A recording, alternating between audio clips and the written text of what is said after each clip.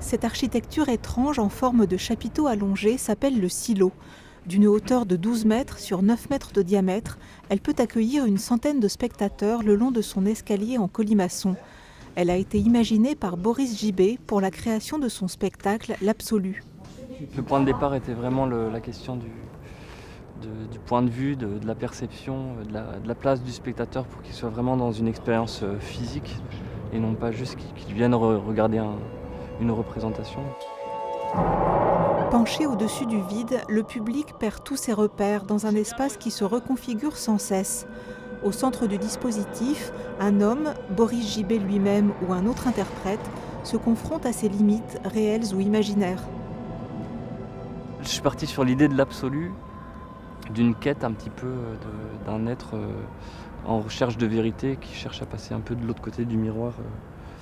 Donc ça commence comme ça, par quelque chose qui gratte, qui crève l'abcès et qui plonge dans une prise de conscience jusqu'à se confronter au vide initial qui est aussi celui de l'acte de création. Face à ce gouffre, Boris Gibet a choisi de travailler avec les éléments. La terre, l'air, l'eau, le feu sont les partenaires d'un ballet spectaculaire et hypnotique qui met le corps à rude épreuve. C'est toujours naître et mourir à chaque représentation parce que ça reste très extrême comme expérience, quoi. On s'étouffe, on brûle, on se jette dans le vide, on disparaît, on réapparaît, on se surpasse, on s'amène à des endroits de confession aussi avec le spectateur.